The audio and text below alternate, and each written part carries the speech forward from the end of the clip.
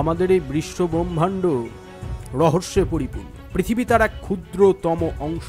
স্বাভাবিকভাবেই মহাবিশ্বের কিছু রহস্যের কেন্দ্রস্থল এই পৃথিবী। সেটা হতে পারে প্রাকৃতিক স্রষ্টার পক্ষ থেকে আসা উপহার, হতে পারে মানব সৃষ্ট আধুনিক প্রযুক্তির দান, কিংবা শুধুই মানব মস্তিষ্কের অলীক কল্পনা। পৃথিবী আমাদের জানা অজানা গ্রহের মতোই দুটি উপাদানের সমন্বয়ে তৈরি, পদার্থ এবং শক্তি। অনেক রকমের পদার্থ আর শক্তি ইতিমধ্যে আবিষ্কৃত হয়েছে, সেগুলো খুবই পরিচিত, সাধারণ মাঝে ঘুরে বেড়ায়। আমরা তাদেরকে আমাদের চারপাশে দেখতেই পাই, তারা যেমন সেভাবেই বর্ণনাও করতে পারি। কিন্তু এর বাইরেও রয়েছে কোনো পদার্থ বা শক্তির অস্তিত্ব যেগুলি ব্যাখ্যা করা যায় না, বিজ্ঞানের কোনো বেঁধে দেওয়ার নিয়মে আটকানো যায় না।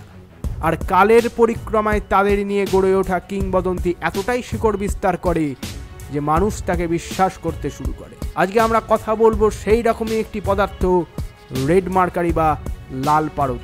লাল পারদ আসলে কি, সেটি কোথায় পাওয়া যায়, খায় না গায়ে মাখে, আদতেও সেটি কি খনিতে পাওয়া যায় নাকি সেটি খোলা আকাশেই ঘুরে বেড়ায়, সবটা জানবো, সবটা জানার চেষ্টা করব। এবং এই রেড মার্কারি সম্পর্কে সম্পূর্ণ কনস্পিরেসি থিওরিটা কি আজকে আলোচনা করব। তাই বিনা স্কিপ করে সম্পূর্ণ ভিডিওটি দেখুন, কারণ ভিডিওটি বেশ ইন্টারেস্টিং হয়েছে। এবং যদি দ্বিতীয় পৃথিবী চ্যানেলটিতে নতুন হয়ে থাকে তাহলে অবশ্যই সাবস্ক্রাইব করে পাশে থাকা বেল আইকনটা অল করে দিন, তাহলে প্রতিনিয়ত এই ধরনের নতুন নতুন আপডেট, নতুন নতুন জানার জিনিস নিয়ে সবার আগে আপনাদের ফোনে হাজির হব আমরা। এর পরবর্তী রবিবারে সরস্বতী পুজো, তাই সেই দিন ঠিক বিকালে দেবী মাতঙ্গী সরস্বতীর আরেকটি রূপ, হয়তো সকলে জানেন না, আবার অনেকেই জানেন, সেই সম্পর্কিত ভিডিও নিয়ে আসছি আমরা। তাই সেই ভিডিওটির নোটিফিকেশনটা পেতেও অবশ্যই চ্যানেলটি সাবস্ক্রাইব করে রাখবেন। সেখানে আলোচনা করব দেবী মাতঙ্গীর ইতিহাস, তার বিভিন্ন না জানা তথ্য নিয়ে। তাহলে চলুন আজকে এই রেড মার্কারিটা কি সেই সম্পর্কে একটু জানা যাক, আলোচনা করা যাক, শুরু করা যাক।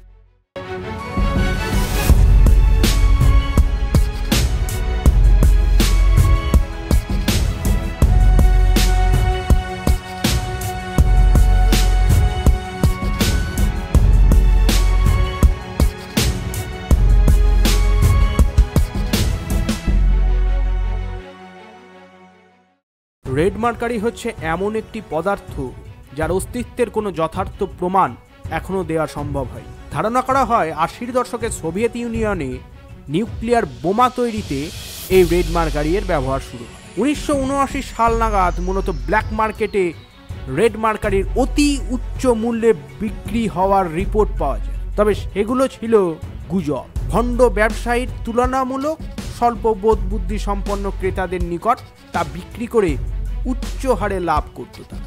রেড মার্কারি বা পারদের প্রধান আকরিক হচ্ছে সিন্নাবার। এই সিন্নাবারের রং লাল, তবে এই সিন্নাবারের এমন কোনো বৈশিষ্ট্য নেই যে তা নিউক্লিয়ার অস্ত্র তৈরিতে ব্যবহৃত হবে। সিন্নাবার বা মার্কারি সালফাইড এর প্রধান ব্যবহার হলো সিঁদুর তৈরি। হ্যাঁ, আমার আপনার ঘরে থাকার সেই লাল সিঁদুর তৈরিতে ব্যবহৃত হয় মার্কারি সালফাইড। সুতরাং পারমাণবিক বোমা তৈরিতে যে রেড মার্কারি ব্যবহৃত হয় তা যে এই সিন্নাবার আকরিক থেকে প্রাপ্ত নয় তা সহজেই বোঝা যায়। এই রেড মার্কারি এর অস্তিত্ব নিয়ে যে বিতর্ক, সেটাও আরও উস্কে দেন আমেরিকার পদার্থবিদ স্যামুয়েল টি কোহেন।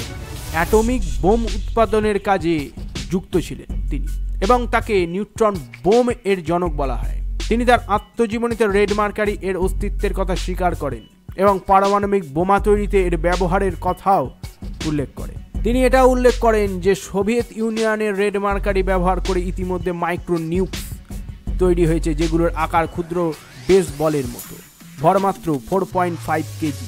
স্যামুয়েল টি কোহেনের বক্তব্যের পর ব্ল্যাক মার্কেটের রেড মার্কারির বিক্রির হিড়িক পড়ে যায়। 90-এর দশকে অনেক ঠকবাজ ব্যবসায়ী রেড মার্কারি এর নামে সিন্নাবার, মার্কারি আইসোয়েট, এমনকি মার্কারি এর সাথে লাল রঙের ডাই মিশিয়ে সেটাকে রেড মার্কারি হিসেবে চালাতে থাকে বাজারে। তবে এ সকল মার্কারি এর যৌগের কোনোটিরই বিস্ফোরণের ধর্ম নেই।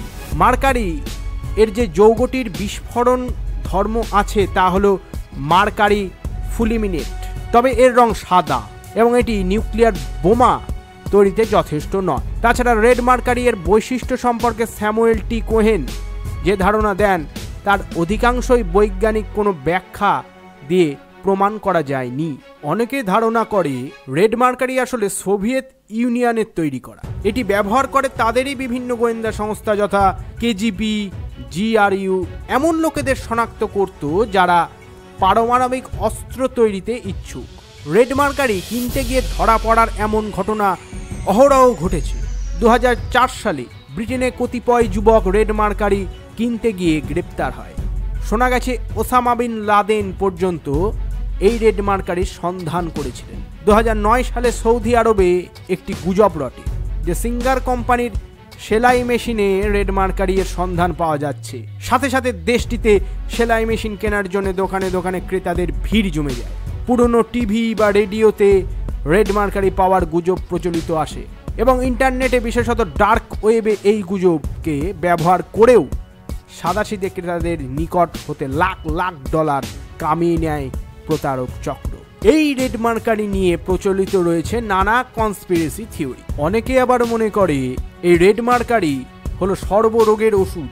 তারা মনে করে মিশরের পিরামিডগুলোতে মমিদের কফিনে পাওয়া যাবে এই মূল্যবান পদার্থটিকে। আবার রেড মার্কারি আয়নায় প্রতিফলিত হয় না এমন কনস্পিরেসি থিওরিও আছে। এমনকি রেড মার্কারি ব্যবহার করে ভূত, প্রেত ইত্যাদিকে ডাকা যায়। এরূপ কুসংস্কারও মধ্যপ্রাচ্যে প্রচলিত রয়েছে।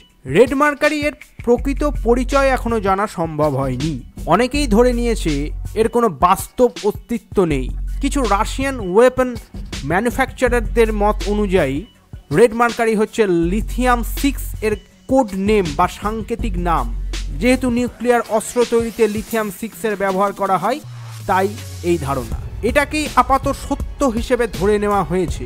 রেড মার্কারি এর রহস্য হয়তো কোনোদিন ফাঁসও হবে না। জগতের অন্যান্য রহস্যের মতোই রহস্য থেকে যাবে আজীবন। আশা করি সম্পূর্ণ ভিডিওটি ভালো লাগলো। যদি ভালো লেগে থাকলে একটি লাইক এবং কমেন্টে জানাতে পারেন যে রেড মার্কারি কি আপনি দেখেছেন, কিংবা সেই সম্পর্কে আপনি কতটা জানেন এবং কি জানেন সবটাই জানাবেন। অবশ্যই আমরা অপেক্ষায় থাকব। দেখা হবে পরবর্তী ভিডিওতে।